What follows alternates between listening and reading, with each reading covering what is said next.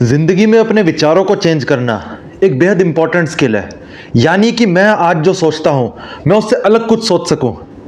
अगर नया data present करता है तो अलग सोचना, अपने विचारों को बदलना एक बेहद ज़रूरी चीज़ है।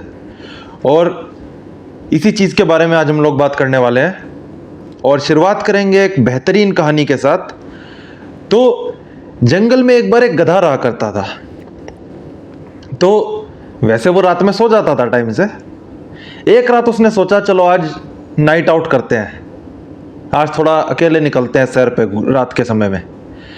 तो वो सैर पे निकला और वो देखता है कि बहुत सारी फायरफ्लाइज जा रही हैं जो कि बेहद खूबसूरत लग रही हैं रात में उड़ते हुए। तो ये जो फायरफ्लाइज हैं इसको देखकर गधे को लगा कि आसमान से तारे टूटकर ज़मीन पे आ चुके हैं और तारे जो हैं वो हमें अपनी रोशनी से जगमग कर रहे हैं। गधा बड़ा फैसिनेट हुआ। तो गधे ने सीन देखा और सो गया, क्योंकि नींद भी ज़रूरी है, नींद लेना बेहद आवश्यक है जीवन में।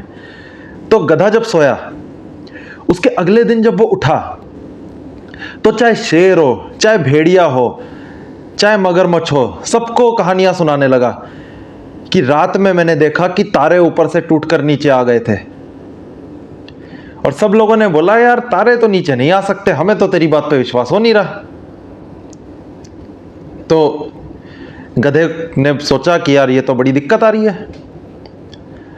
अब जंगल में सबसे समझदार जानवर कौन है, विजडम के लिए सबसे जरूरी जानवर कौन है? वो था एक उल्लू। तो एक बुजुर्ग उल्लू के पास गधा गया अपनी समस्या लेकर कि मैंने रात में तारे नीचे आते हुए देखे, लेकिन कोई भी जानवर पूरे जंगल में मेरा यकीन ही नहीं कर रहा। ये बड़ी समस्या है। अच्छा, उल्लू का क्या है कि वो रात में जागता है, दिन में सोता है, रात में जागता है। उल्लू का उल्टा सिस्टम है, उसकी सर्केडियन रिदम ही उल्टी चल रही है।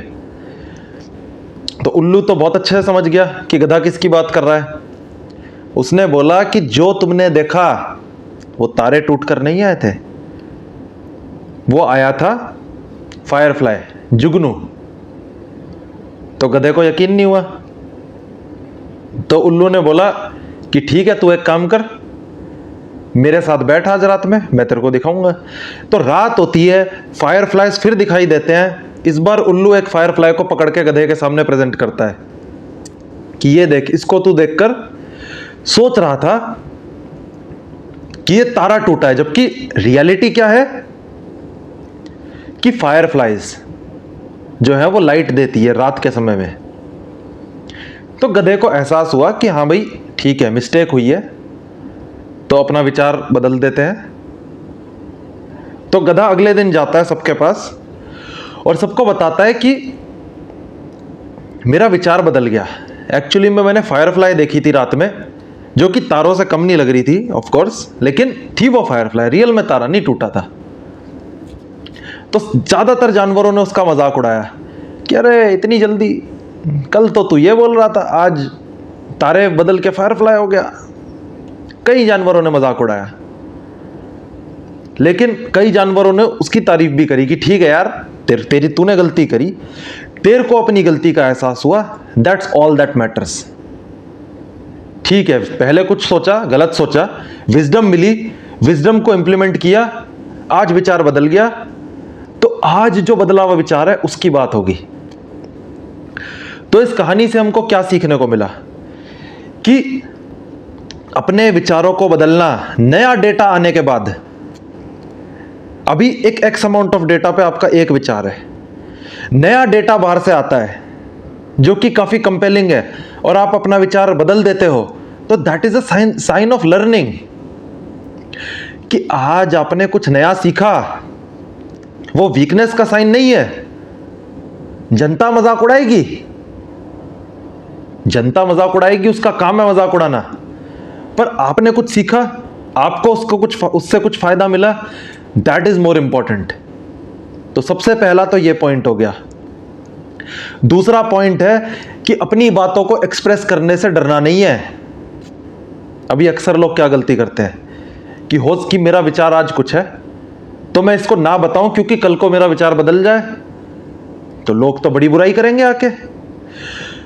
लोग बुराई करेंगे तो मैं विचार ही नहीं बताता अपना, खुले में बात ही नहीं करता।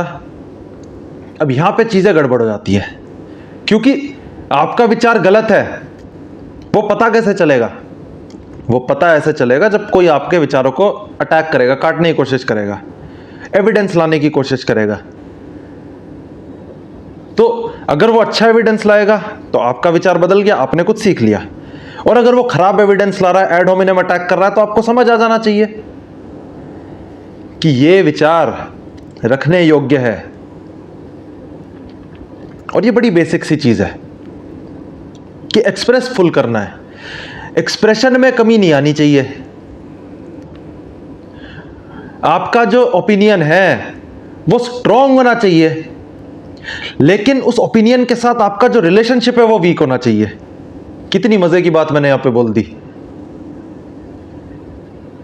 ओपिनियन स्ट्रांग है, उसके साथ लगाव वीक है, क्योंकि नया डेटा आकर मैं इस लगाव को छोड़ सकता हूं, इस ओपिनियन को साइड लाइन कर सकता हूं, क्योंकि एविडेंस नया आ गया। एविडेंस से ऊपर कुछ नहीं है। तो ये एक समस्या समझने वाली बात है।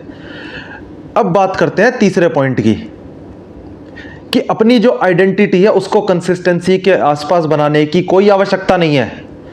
अपनी आइडेंटिटी फिर किसके आसपास बनानी है? वास्तविकता के, ट्रुथ के आसपास बनानी है। क्योंकि अगर आप सच्चाई के करीब हो तभी जीवन बेहतर हो सकता है। सच्चाई से दूर जाकर टेम्परेरीली आप अच्छा फील कर सकते हो, जनता को आप अच्छा फील करा सकते हो, कुछ समय के लिए स्वयं को मूर्ख बनाकर आपका काम चल सकता है, बट लॉन्ग टर्म में फैक्ट का थप्पड़ जो है, जो डेटा का थप्पड़ है, बहुत भारी लगता है और हमेशा लगता रहेगा। क्योंकि जिस प्रकार सूरज को बादलों से ढका नहीं जा सकता लंबे समय तक, उसी प्रकार सच्चाई को भी ढका नहीं जा सकता। तो अल्टीमेटली आपके विचार एक्सपोज होंगे अगर गलत होंगे तो। पर जिस समय जो विचार है उसको उस समय प्रकट करना है। आइडेंटिटी अपनी सच्चाई के आसपास बनानी है कि मुझे आज जो सच लगता है मैं वो बोलूंगा, और कल को मेरा विचार अगर बदलता है तो मैं वो बदला हुआ विचार डबल स्पीड में बोलूंगा। मैं गिरगिट नहीं हो जाता विचार बदलने से, और गिरगिट हो भी जाता हूं तो गिरगिट एक अच्छा जानवर है। मैं गिरगिट की बड़ी तारीफ करता हूं हमेशा। ये एक समझने वाला पॉइंट है, बड़ा इंपॉर्टेंट पॉइंट है।